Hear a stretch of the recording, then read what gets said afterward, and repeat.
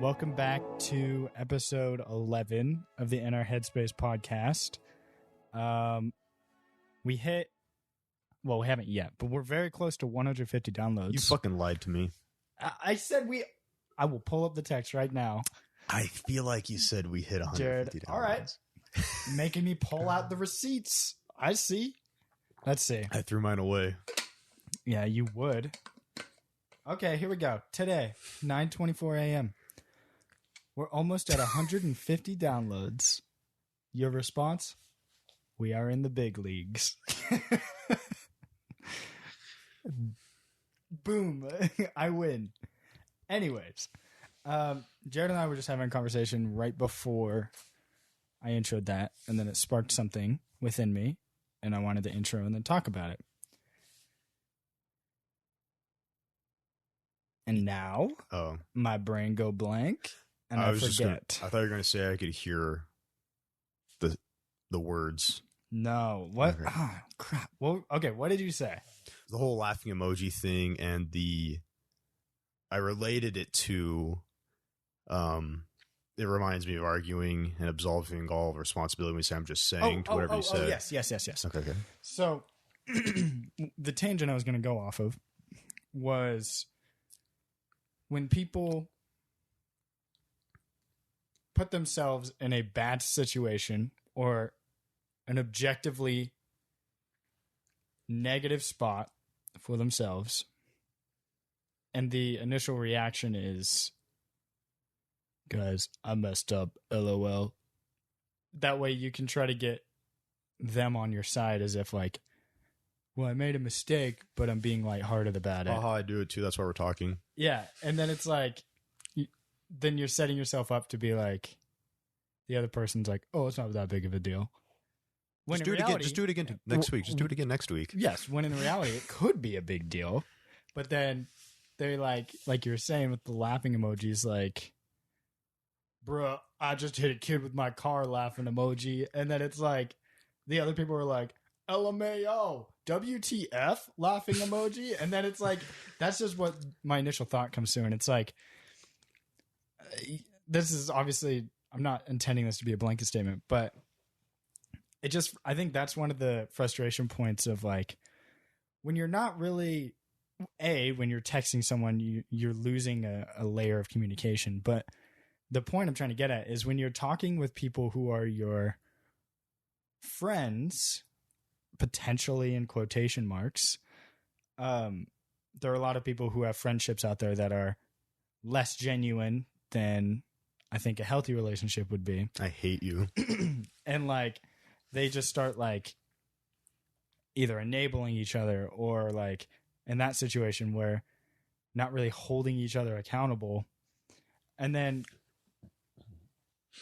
I don't know. I don't really know the point I was trying to make, but when you said that, it made me think like, yeah, I feel like there are people who, I don't think it's a good reaction to be like, jump into my group chat and just be like, lol, oops, laughing emoji, and then everyone's like, XD, that's funny, that sucks, bro, and then it's like, haha, I'm still alone. Well, see, okay, this is what I find interesting about it. I don't remember, what is the saying, like misery loves company, whatever the fuck it is. That is exactly what it is. And so, usually when I hear that statement, I think of the extreme of some very, very sad person that's lying or manipulating, that like doesn't want to be alone and like lies and manipulates to you still in the moment so you don't leave and shit like that. Yes. But I view that this is kind of the same thing, just not as serious, maybe, if you want to put it that way. Yes. It's like, it could still be super serious is the thing. Depending on the context. Yeah, but like it's completely desensitized because it's not in person. Yes. It's over messaging. Yes. And then again, to downplay it, you just throw in your emojis. And the other side, to add on to that, the hard part is then something serious does happen and they don't have someone to go to because it's like, oh, it'd be too awkward to get super real up in here. And then they either bottle that emotion up, put it online, or they message the person they think they're the closest to, which I'd say option C is probably the best, but like when you've trained yourself to not have that like close enough connection with these people, particularly people who are going through school and they have these classmates that are their friends, but like just classmate friends, and then something serious happens or whatever, and then it's like, oh, it's too personal. So it's like, I don't know. I have a personal practitioner, I guess you could say, of like, one of the biggest things that I strive for in a person-to-person interaction is building a relationship and keeping and maintaining a relationship. And I don't like ours. I want a new one. yeah, yeah, let's just restart. Let's restart 5 or 6 years in the past. So anyways, I just feel like even if it's someone I don't really know, my emotions are at where, say there's someone I want to know, but I haven't been given the opportunity to build a relationship with that person. I have this feeling inside of me of like, man, I want to feel closer with this person. Not in a weird way, but like in a less than surface level way, or a more than surface level way, I should say, where I don't just say, hey, and it's like you move on. It's like, I want to have conversations with this person. I want to share my thoughts. I want to hear their thoughts and then go back and forth.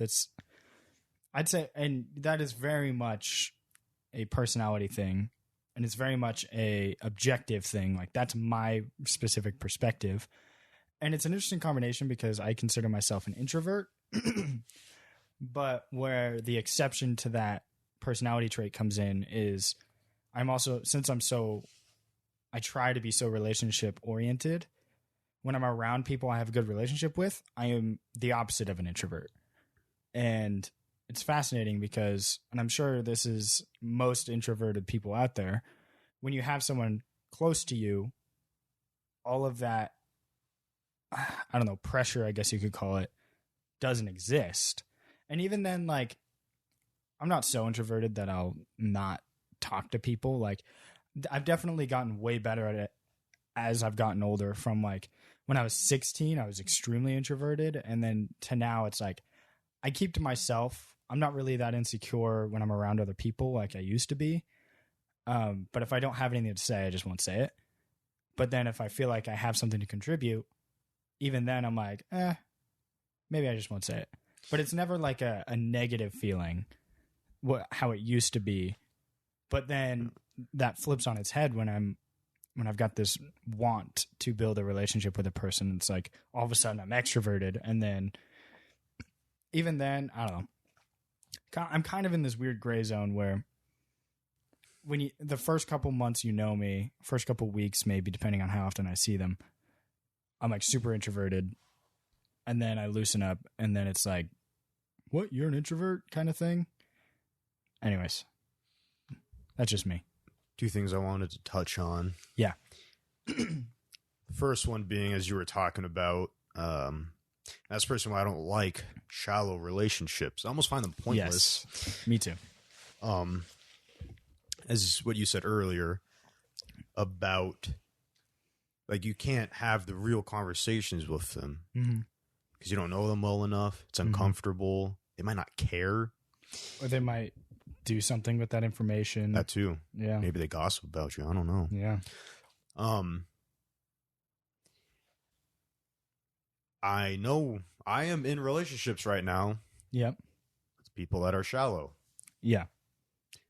Not going to name them because it'd be weird if they listen to this at some point. We'll just say, it's like I was saying earlier. It's similar to how when you're going to school with somebody and they're your classmate, it's not expected to always be a deep relationship because you're supposed to, yeah, you're just classmates. But like, anyways, I was just going to clarify that. Like, for example, and maybe this is like, whenever I'm talking to someone, when they're trying to have a conversation or something, I typically don't, unless I really don't like them, leave them on read, for example. It's like, okay, they're trying to talk to me. All right, I'll talk back. Put a little effort back. Yeah. And it's just something that always has confused me, and I've just kind of learned to like people are different is how I go about this. Like, because I have good friends that when I talk to them, they won't like, because I'll start it off and I'll be like, "How you doing? What have you been up to?" Comment on whatever they said, Right. but they won't do anything in return, and they'll just end it there. I was like, oh. Then I have other friends, basically like you guys, Yeah. where it's like, you guys don't do that. We just go back and forth until we're both like, all right, that's good. Yeah. Like there doesn't need to be like, all right, talk to you later. Yeah. Or bye. It's like we have conversation, and then when it reaches its finishing point, it's like cool. Yeah. But we're also like almost in constant communication as well. That's a good point. But like, because I just think it's different. Because there's been times where I'm talking to someone and something is on my mind. Mm-hmm. Like they'll be the first to approach me and ask me about certain things. Yeah. And then it won't come into mind until later. I was like, oh, I could have kept that conversation going, but I was thinking about whatever else was going on in that day.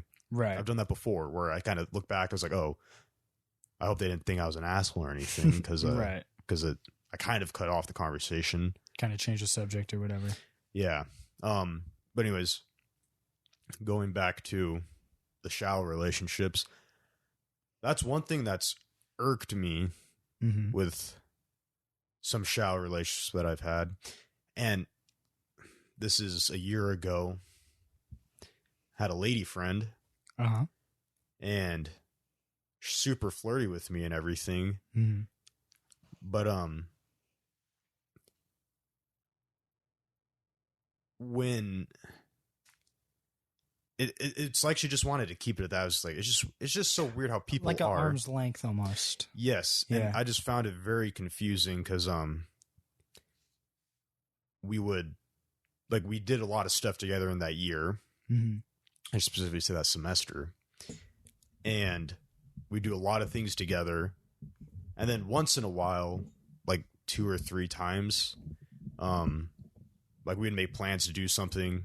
She wouldn't follow up at all, ignore me. And then the next day I would poke fun at her because I was like, what you did was an asshole move. So I'd be like, hey, what'd you do on Saturday? And then she'd sit there and think and look down, and then I would be like, and then she would like try to say something really quickly, and then she would. It was like she's fabricating a story because she has to sit there and think about what to say. Right. And so she would say like half of the sentence, pause, say the other half, pause, and then like she kept repeatedly doing that. And when she did that, when she was like in the second sentence, when she was trying to make it seem like a really good excuse, I just said, "Oh, it's okay. You don't have to explain yourself." Like, that's not what I was getting at. I was trying to call you out. Yeah, I'm just poking some fun. Right. And she actually, I said that like 2 or 3 times. And she kept talking and kept trying to talk about it. I said, it's all right. It's all right. And like, I don't know if she was that deep in thought, trying to explain it, or she was panicking, or it's like a guilt thing. Yeah. And I just thought it was such a weird relationship to have with someone. Yeah. Where it's just like, I guess kind of like maybe with what you and Ashley had or whatever at some point, like, I don't know what it was, but then I stopped talking to her because I'm just like, something's not right here, obviously. Yeah, and it's I don't not necessarily like where a this healthy relationship. I'm just like, this isn't normal. What the fuck's going on? Yes, and it would piss me off too, because I don't like what the people that I'm in contact to. I'd say like, again, I don't leave people on read. Yeah, and so. Like Davis will call me, you guys will call me. Like I typically answer. It's like, and if you don't answer, you're usually back to us within a good amount of time. I'm specifically referring to phone calls because that's my main. Like I always answer my phone basically. Yeah, and that's true. I just found it again kind of bothersome because I remember one time she called me. It was like 12 a.m.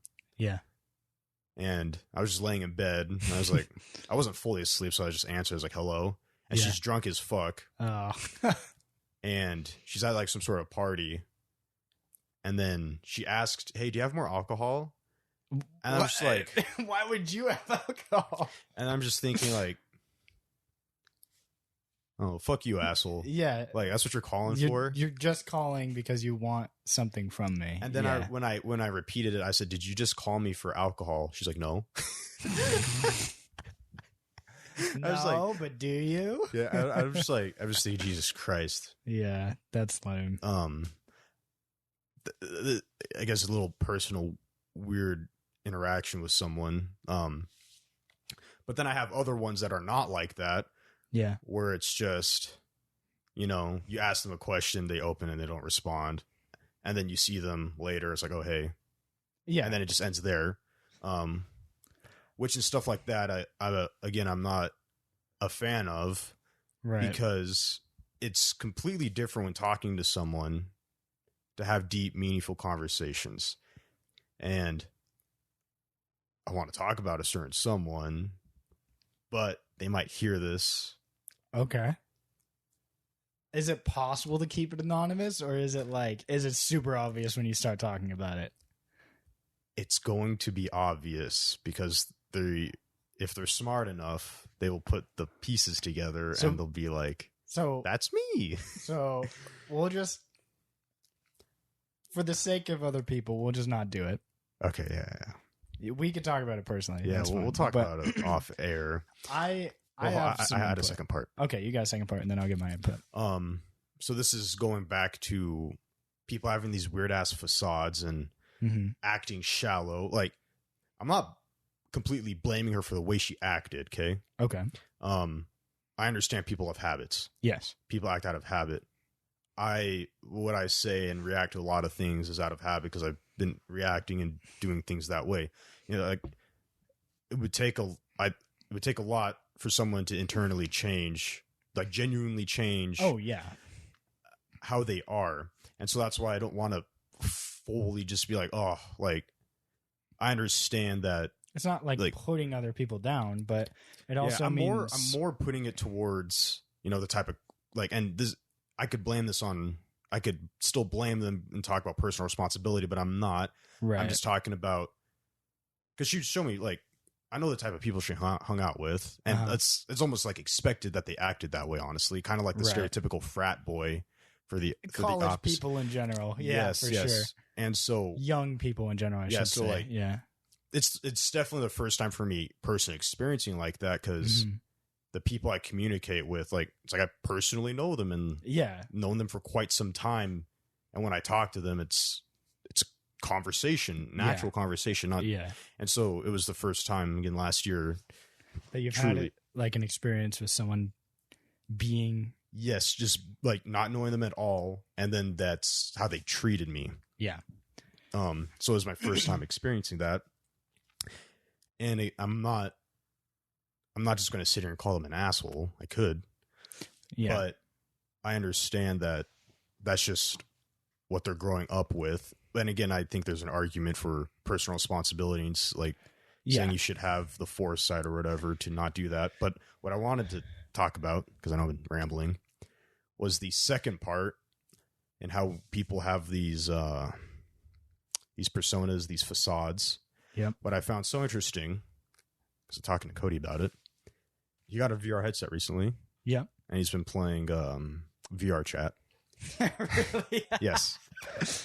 That's funny. And I was thinking, like, me and Cameron would talk about, like, it's like, oh yeah, it seems something fun to mess around with. But what I find so crazy when looking at that, like, so obviously one of the beauties, and you could call it the downsides too, of the internet is your anonymity. Like, you're anonymous. People don't know you. People don't see you. Yes. The only time you're ever going to talk to these people, if you ever see them again, is going to be online. Yeah, through whatever means you're talking to them online. Right. And what I find so interesting about VR chat, so, you know, people talk about, like, this is the loneliest generation. Yeah. But we're the most connected ever, and all this crazy technology we have. Right. And what I found interesting, watching some videos on VR chat, and then Cody talking about his experiences, like, when people are playing that game, now there's some people that are just role playing and whatnot and having fun their way. Yes. But from other stuff that I've seen, like, people are there to have like actual conversations, and It's like an online hangout thing. yes. And what I just find, like, I'm not saying this is good or bad. It's just how I'm thinking about it. It's crazy that going back, loneliest generation being labeled, Yeah. people wanting to talk to others, and we're more connected now than ever, but we just don't. Yeah. I think through social media, through what's popular,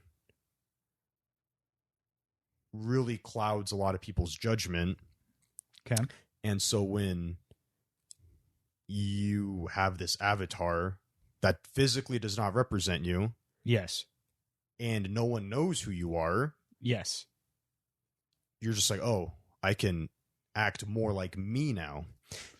And right. so Okay.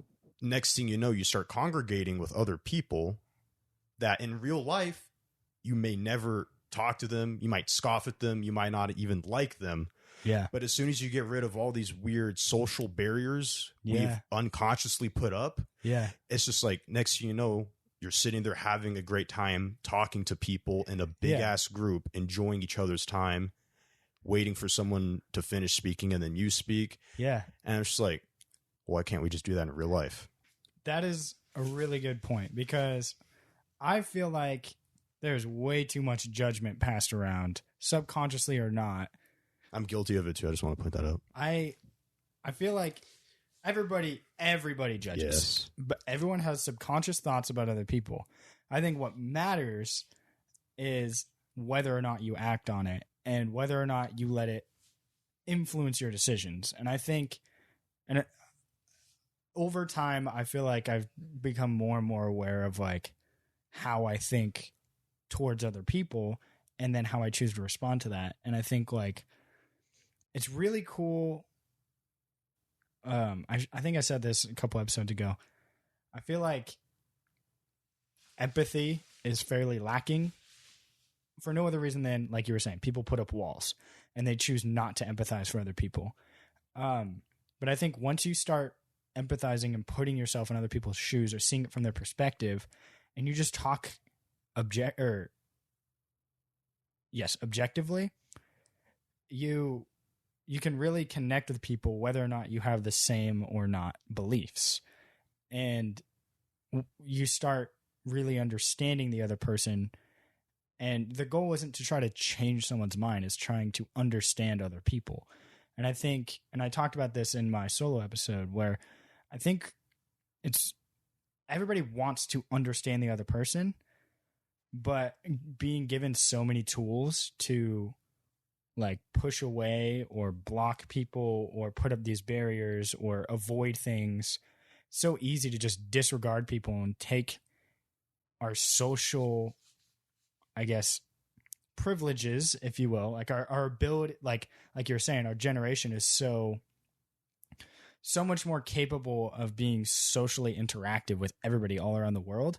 And I think we take that for granted to the point where it's like, I'm going to pick and choose who I want to see and talk to.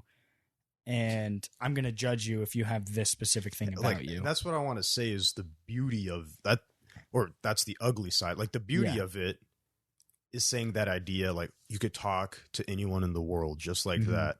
You could send them pictures just like that. And I would say, going back to what you're saying, like the ugly part then is when you create whatever biases, whatever you want in your head. You're like, okay, I have the freedom to do it. Now, as we develop it more, it's like, okay, I'm going to stigmatize now. I think that's a good way to put it. And it's like, okay, I don't want to talk to people that are like this. I'm not interested in people like this. And we talked about this before, kind of develops then into some Disney princess thing where it's just like, oh, I'm going to pick and choose what I want. But the issue, like, you can obviously want things. I'm not saying that, but it's just going back, like, how the hell are you going to want some sort of Prince Charming when you're not even a princess yourself type of deal? Yeah. Like people, like you were saying, it's an avoidance of accountability. And I think what's interesting is based on the things that make me tick, like my insecurities and my confidence in things, and like everything, like all the negative and positive things that drive me. I have this like internal desire to never burn a bridge and to keep as many relationships as I can a positive thing. Whether or not I was like had a good or bad relationship with someone in high school or even barely a relationship, I still try to be as if I'm their friend. Not in a fake way, but like treat them with the same respect I treat my friends and my family and stuff. Like I try to treat everyone with like a good amount of respect. And I think I've only had one relationship that's ever like one friendship that's ever like been, I guess, damaged. And like it's the easy route, like you were saying, it's the easy route to be like, oh, well, it's the other person's fault because of all of these things. And this chain of events is what caused it. And I was simply reacting to the way they treated me. When in retrospect, and after thinking about things, it's like with that specific relationship, I fully recognize that like I helped ruin it too. Like I was really bad about communication. All my insecurities got in the way, all of this. And it actually is like reassuring to myself to be like, okay, it wasn't just some force of fate that caused this to go wrong. It was like, it was partly my fault, partly their fault. And it's like, no regret. No, it's like, I'm almost at peace with like, it feels good that I have now grown past that. And it feels good that because of this experience, communication and effective communication is one of my highest held, like,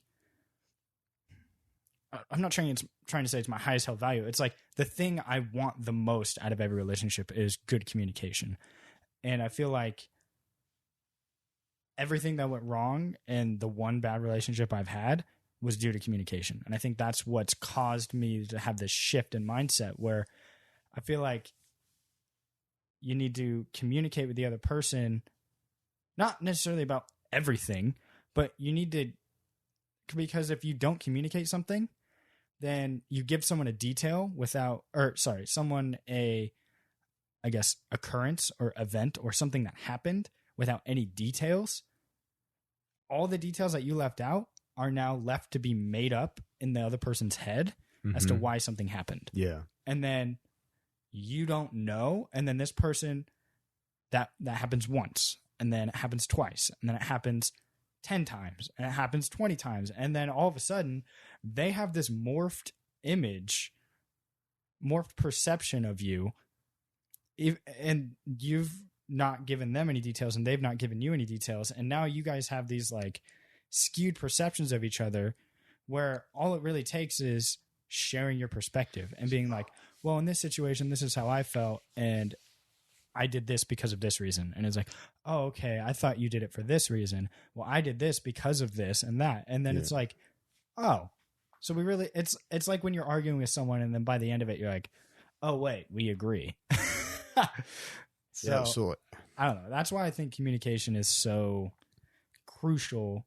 I 100% agree with communication because I've, over this coronavirus quarantine, I've actually burnt my first bridge with someone.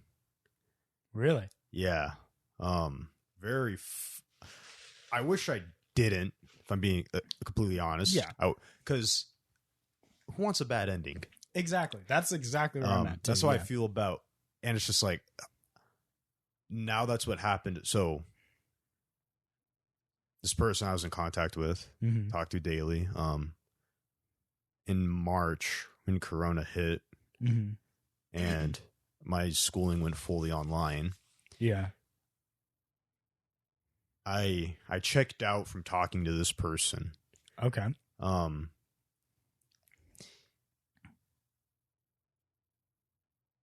I had reasons to. this goes back to communication. Yeah. And so the reasons I didn't really want to keep talking was because they were making a mistake and they kept making it.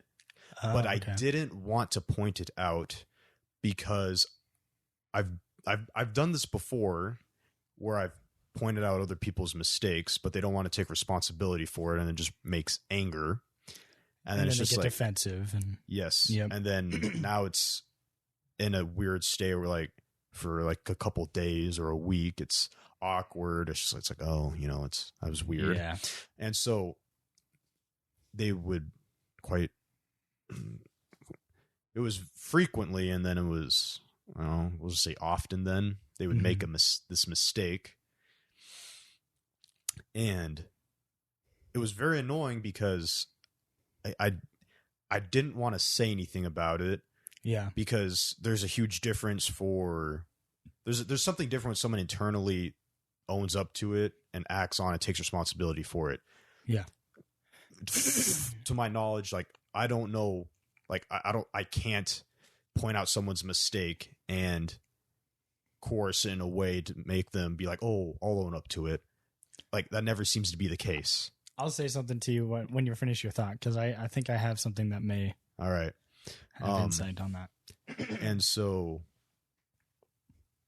what really bothered me then and so then I stopped talking to them over COVID. And then I think towards the end of October, I get a text from them Been in that boat, Jared. asking for something for reasons.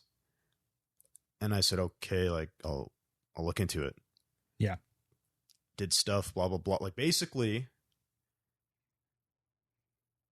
they tried to scam me Whoa. out of money. Whoa. Quite a bit of money. This has nothing to do with getting someone pregnant, by the way. If that's what you're thinking. No, yeah, I don't think Okay. that. Trust me, I don't think that. They tried to scam me out of $3,700.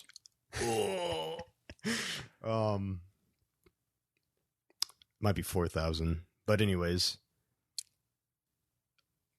when we didn't talk for that whole time, and it I could have done something to make it sure that the path didn't lead here. Yes. But my inability to action here is what led us to this path. Yeah. And so when I didn't talk to this person for months, and then I get the text asking for stuff, provided false information, and when I actually looked into it, I was like, oh wow. And like we had this shared account, okay, that had stuff on it, and they had the login information to get onto the website, but they didn't have the login information to get to the email. And so is that what they're asking for? Well, so they worded it as in, hey, there's like a deadline for something, and like, let me take care of it, blah blah blah, like, so you don't have to worry about it. Yes. And so then this is like, it was like 6 a.m. And so when I woke up from my phone notification, I had like this surge of adrenaline, and I like got the fuck up and I went straight to my computer to check out what was going on. I was just like, I was pissed. First of all, I was like, Jesus Christ. Before you knew anything? Yes. Or was it just a hunch you had, or was it something that triggered that? It's just the context of the text was not a good one. Okay, I got you. And so I was like, Jesus Christ. Yeah. Because I'm worrying about like, I'm like, God, I gotta like take some tests soon. I was like, I gotta do this. I gotta fucking deal with this. Yeah, added stress. And so I get the fuck up and I go to my computer and I start reading stuff, and it's like, it made me just disappointed that this person would act this way. Yes, but like they did it through a kind of a FOMO-ish, a fear of missing out. They tried to instill fear and a sense of urgency that this needed to be done now. And so they lied about a date for something, creating an urgent sense of very urgent. Okay. Very urgent. Yes. Saying, hey, Very this needs to be done like ASAP. So like, let me handle it. Mm-hmm. But that's through trading, I have developed very thick skin because I've experienced. I remember when I experienced the fear of missing out. Like, oh yeah, that shit. Like, that's crack. I'm not even fucking kidding. You don't want anything to do with it because it's not you acting in the moment. You're acting so irrational. Yeah. When you have some sort of fear, like just fear in general, whatever, like an insecurity of some sort, like literally anything. A desire to prove something. Yes. Like, yeah. In that moment, that distorts your normal cognitive thinking so much. And then like 5 minutes pass by and you're like, what the fuck? Like, it's literally like post-nut clarity.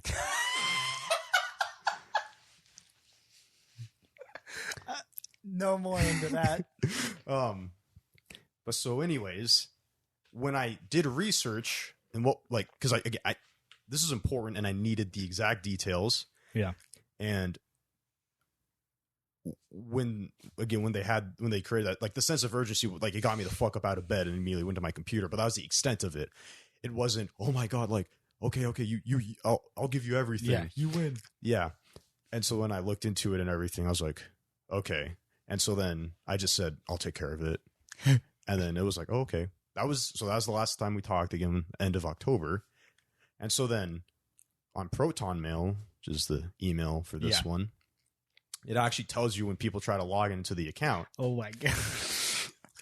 Was it a bunch of attempts? And so I just look, I was like, oh, they assumed that the login information for the website was the same for oh my God. the email, which I obviously intentionally made different. Oh, you genius. And so then that was the Proton Mail notification. Mm-hmm. And then I saw a failed notification for withdrawal of money because they couldn't get into the email. And so then when I found this out, that they only asked me because they tried to do it without asking me. Yes, they tried to go behind your back, realized they couldn't. And so then they resorted to making it seem nice. Hey, it's been a while. Let me talk to you. And I was like, what the fuck? That's the first thing you do when you try to get back in contact. So I'm just thinking, like, what the fuck? Like, yeah. And so then that's when it like really triggered me that they tried to instill.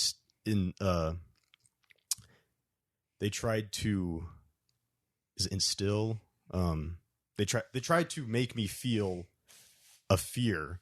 Oh yeah, put you in a state of urgency, so yes, you will so that act irrationally. Yeah, so I would act irrationally and would have made a mistake. Yeah. Thank God I didn't do that. But anyways, the whole point was like, this is where burning a bridge led to. Oh yeah. And it's like, what a fucking mess this turned out to be. Like, and so looking back on it, I'm just like, I don't want to burn any more bridges. Dude, so I think it's so hard when you burn a bridge with somebody because it takes double the effort to bring that back. And most of the time, it's not worth the effort. And what's hard is like, from my experiences, so it's almost not opposite of yours. It's very different from yours, but it's this feeling of during the time that I had to represent myself in front of this person, I don't feel like I was ever me. Like I never felt like I represented myself, and that's why I have now burned that bridge, because I just want to this is like, I think what you're saying is really good. Yes. Just like completely different from my experience. Yes. Okay. Yeah. Yeah. So I'm basically discussing like burning bridges can have effect on every single type of relationship is basically what I'm getting at. And basically it's like the way you communicate with somebody, the way the amount you choose to share with somebody about yourself or about what you do, or even like, I know the feeling of being, I guess, fake, quote unquote. Like, I never intentionally was fake, but I never was myself, if that makes sense. Yeah. So it was like, it's really hard to look back on a friendship lost Mm-hmm. due to your own mistakes. Yeah. Combined with the other person's mistakes. Don't get me wrong. I'm not taking all the blame here, but I'm not placing all the blame either. It's just hard when it's like, dang it. That could have easily, it's one of those, like, in retrospect, like, if I knew now, or if I knew then when I know now, I would act a completely different person. Yeah. And I would actually keep in contact.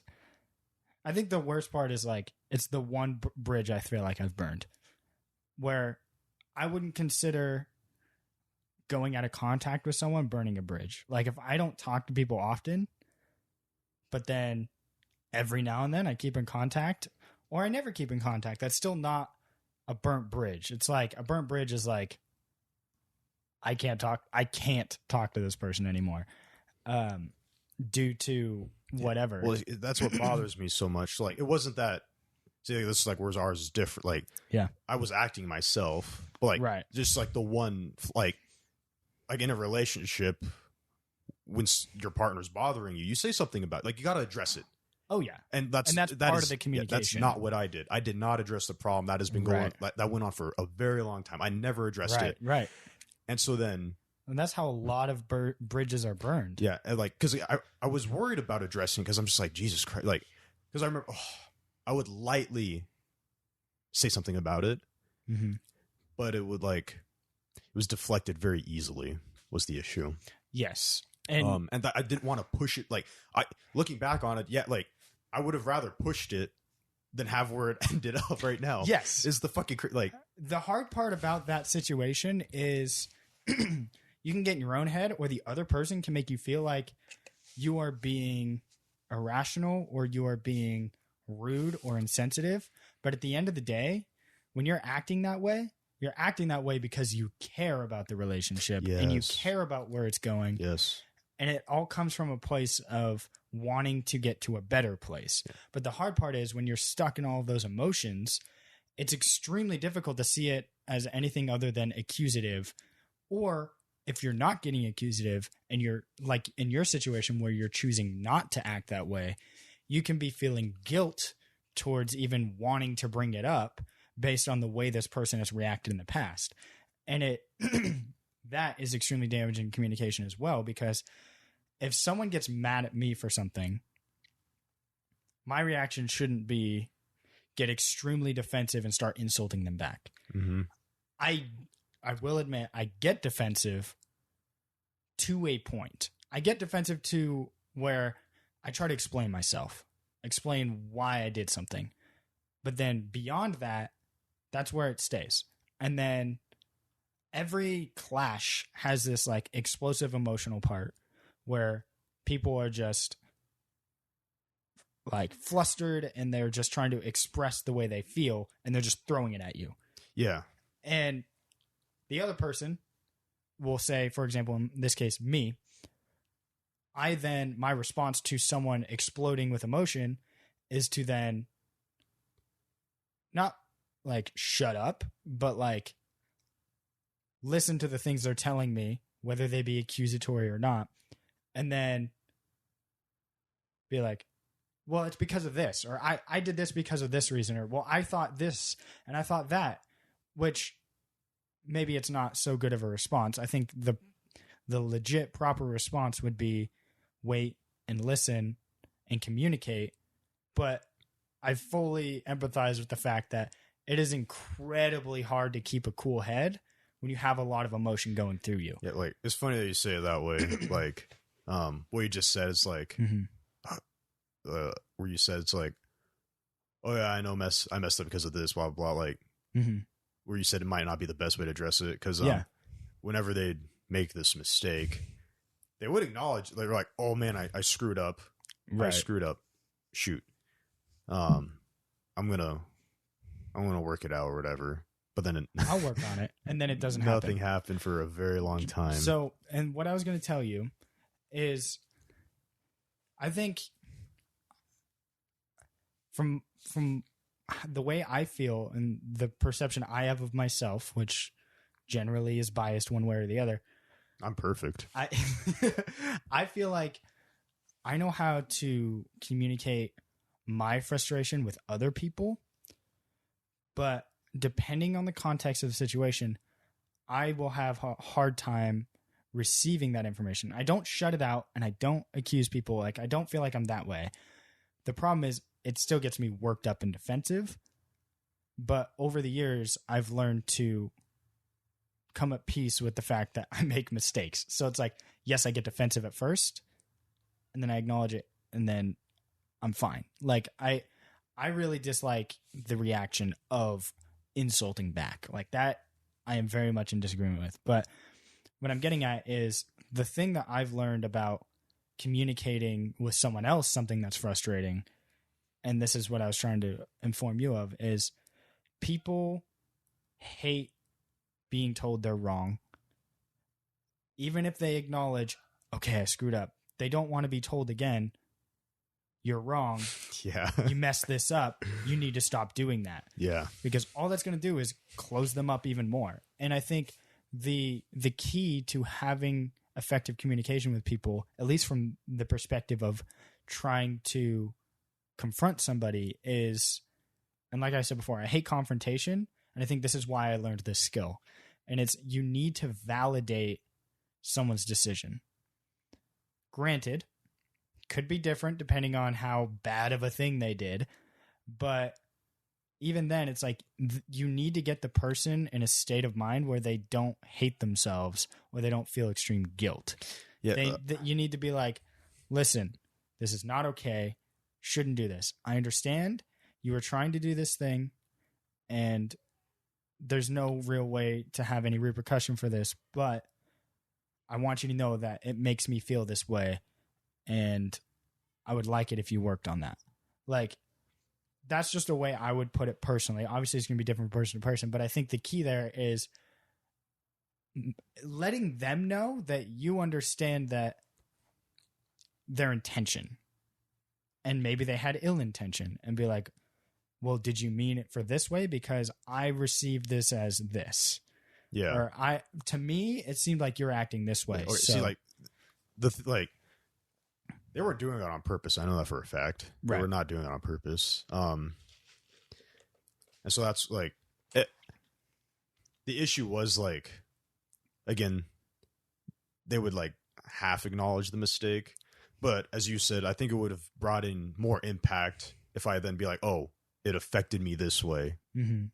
And then when it goes on for so long, it then turns into like, it's like, I don't want to touch it. Like, I don't want to talk about it. I just kind of like, It becomes exhausting. and it's kind of a reason why it's like, I don't want to talk anymore. And obviously, so like I you stopped said, this talking. was like over a long period of time of recurrent, Over a year. reoccurring Over a year. things. So it's like, I definitely can relate to that, because like, that's just like, you run into the same problem over and over, and you say something every time, and then it's like, screw it. And I think maybe you caught that vibe from me, let's say 9 months ago, based on where I was in my life at the time. And there was a certain conflict, I guess you could say, that was in my life. I'm kind of drawing a blank. I'm thinking, is this when you had the job? No, it's before I lived here. That's your hint. And I got beyond the point of trying to fix the problem. I got it. Because every time I tried, I'd be snuffed out.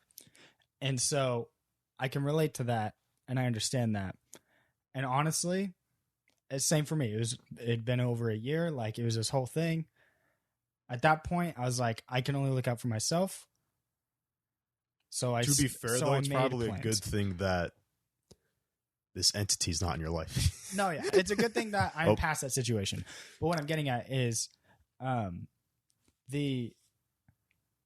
based on the amount of times that like I ran into the same issue every single time. Yeah. Well, I would say it got worse over time. Okay. From what? For me? No, for you. No. For you, from the stories you told me, yes, where they got progressively worse. Yes, and it became increasingly frustrating. But my point of detachment was, I'm going to watch out for myself. I'm going to make my own plan. I'm going to make sure I'm okay. That's what I did. And this person can just keep living the life I've tried so many times. But I think the messed up part is like, for me, maybe same as for you, it was so hard for me to just say something, right? Like, it was so hard for me to put my foot down and be like, this is the problem. I only did it once based on one occurrence that happened. Yeah. I'll not get into that.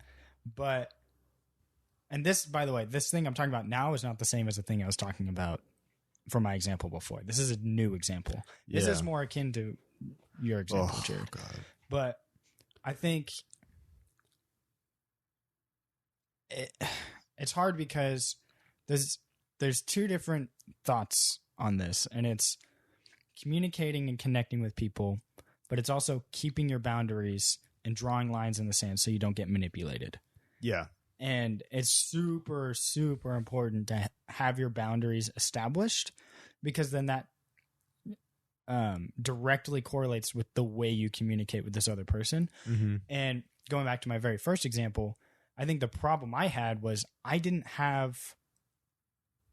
So it was ironic. I didn't have boundaries for myself due to a lack of self-confidence, which made me more guarded, which technically you could say I put more boundaries / walls up in front of myself. That's one barrier that I had because this person is older than me. Yeah. And so that's why it's like, fuck. Yeah. I don't want to. It's in a sense of a seniority type of deal where it's just like, right. So I don't really want to point it out. But at the same time, it's like you got to have... Oh, yeah. You got to give yourself some credit. I'm so bad at that. And I was that way for a very long time. And there's another line to be drawn between giving yourself credit and being arrogant, or being too, like, wearing too big of boots, if you will. Like, you've got to, like... Yeah.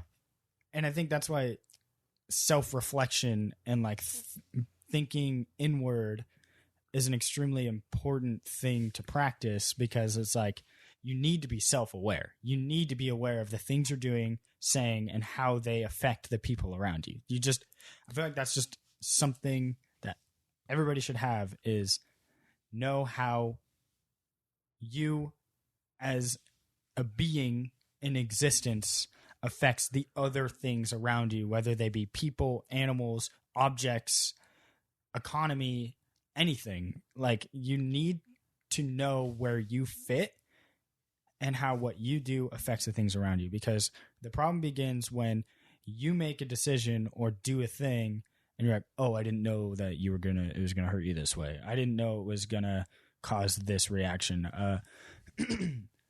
And I think that was my problem, was I didn't give myself credit. I hated confrontation. I was so insecure. I never acted the way I actually act, which 2.5 years down the line creates really big problems when it's like you've boxed yourself in and you can't act a certain way, or you can't say the things. And at that point, it becomes just the way you are, and it becomes your life. And then all of a sudden it blows up as all things do eventually. And sorry, I gotta clear my throat. And then you're left feeling like, how dare they?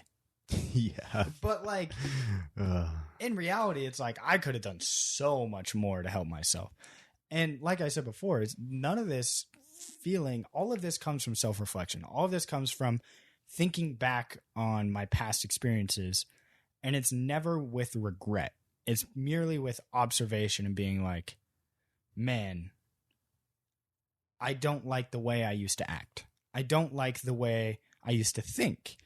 And Whenever now that I'm past that, yeah, it's like I feel good that I'm past it, but it sucks that I wouldn't. The weird, I guess, loop of it is I wouldn't have the feelings I have now, and I wouldn't be in the place in life that I am now without going through that experience. And I talked about this in the Change, it was my solo one, where even the bad things in my life when I was younger, I wouldn't be where I am now without it. So I need to appreciate the fact that they happened regardless of whether or not I liked it. Yeah. And I need to be grateful for the bad experiences in life that I've had that have shaped me into where I am now. And I think the most not painful, it's not painful. The thing that sucks the most, since I feel like I'm a very relationship oriented person, is having that like blemish, I guess, like not that sounds so bad. Having that one burnt bridge that's like I could have prevented that, but I didn't. Mm-hmm. And it just sucks because it's like I feel like I've kept up with everybody, like everything else except for this one. Like what I found painful about it, like before all of the shit hit the wall type of deal, beautiful relationship. Like it's like God, this it was a type of thing where like it's definitely one of the relationships where like if it sailed the course, it was definitely going to be a lifetime relationship to have with someone. And I'm just like fuck, like, and it's easy to blow things out of proportion in the moment, and downplay things in the future, which is something that I don't like to do because I understand the dangers of doing that. That could be very, very bad if you focus so much on the now and don't really It'll look warp forward. your perception. Yeah, and it really affects your decision making, in my opinion. Yes, when you try to act what's best now rather than what's best for the future for yourself. Right. And that's where like all the stuff we were doing in the moment was great, but when I look at like what it could have been even more in the future, it's like who gives a shit now that I was like, think about all the stuff that I could have done. The opportunity cost. Yes, the opportunity that I could potentially have had with this person. It's like, now that's out the window. Yeah. But I don't know if you want, like, it's not the end of the world. I've met other people now. And there's a chance it could resolve itself in years' time. Potentially. But it depends on the effort. Yeah, I honestly don't think that relationship I have is ever getting revived, if I'm being honest. Yeah. And for good reason. Yeah, and it's just more like, it was just more of a, like the officials, like, all right, this is where our roads crossed a while ago, but it's like, there's the seal of approval there. Yep. It's official now. Yeah. And so I was just like, I was going to add something way back earlier, but yeah, screw that. I'd say where mine differs there is, I feel like mine was only briefly a net positive. Yeah. I feel like the relationship that I'm referring to was pretty much doomed to fail because of the way I acted and the way the other person acted. And I think that just goes to show, like, you could have a relationship like yours where years long and it gets messed up as an accumulation of all these things. Yep. Or you could have a relationship that's not even that good, not a very healthy, strong relationship for a majority of its existence. Yeah. And then all of a sudden it just like, you got to face reality. Like, and I think that's why if you're in a relationship that feels like that, if you're in a relationship where you don't feel like you can communicate with this person, I'd say just go for it. Like, try to communicate with this person. Yeah. And I think it'll open your eyes to whether or not you even want to continue a relationship with this person. What I was going to add, because it just reminded me, like the uncomfortableness and the fear of the unknown of speaking up, like that fear or that grief or whatever you want to call it, like the fear of me saying that, I would say, is like so minuscule to like what it is now. Oh, yeah. And so that's It's why temporary. Yeah, and so now, again, looking back, it's just like I should have done something to break that loop, because that little minor inconvenience is nothing compared To now. where it ended up being. And it's just like, it's just a Jesus Christ, you know? Yeah.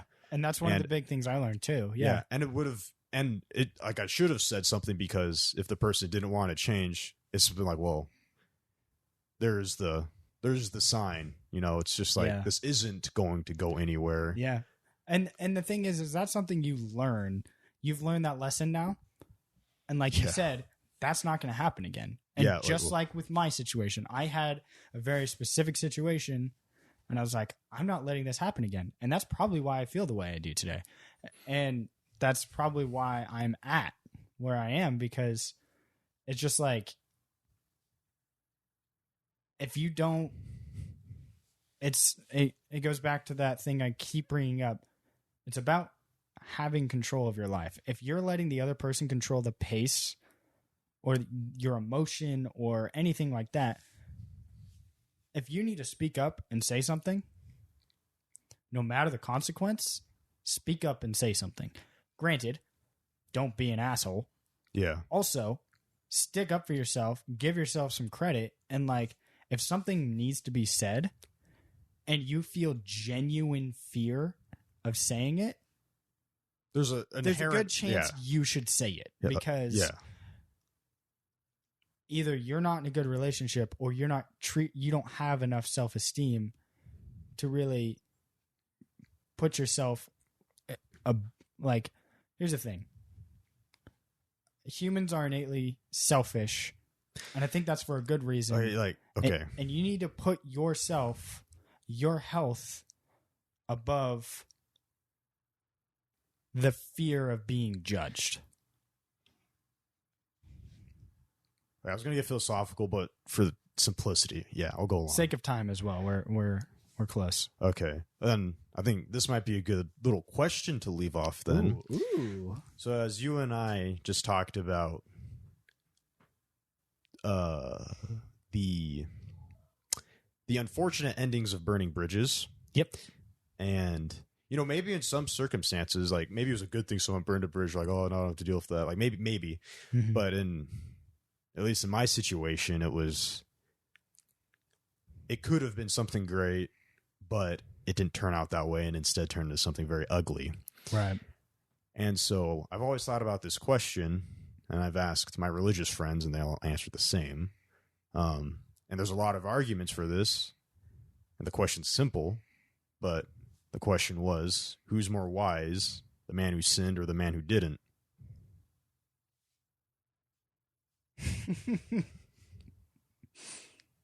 Well, I'm not asking you to answer it. I know. I'm just thinking about it. That's okay. Kind of like I don't even have an answer. That's the thing. I think that's why I said, whoa. It's just one of those questions. Yeah. Because it just kind of reminds me I don't think many people go out of their way to burn a bridge.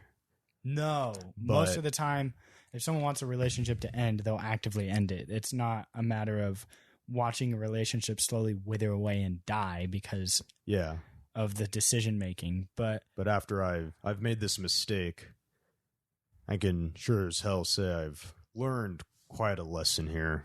Oh, yeah. And I think this is something I'm very, very much in belief in. And it's like, it's not worth it to try to, like, I don't even know how to word this, but it's not worth it to try and do one of two things. Either keep the relationship going, keep a dead relationship alive. It's not worth the stress and the emotional drain and the effort to make something that's not there. And the other thing is, it's not worth it to cut people out of your life. Because, in my opinion, every relationship is extremely valuable, and it's one of the very rare things that we get to even enjoy as humans in this era. And like we said at the beginning of the episode, it's taken for granted the amount of relationships we have the opportunity to build.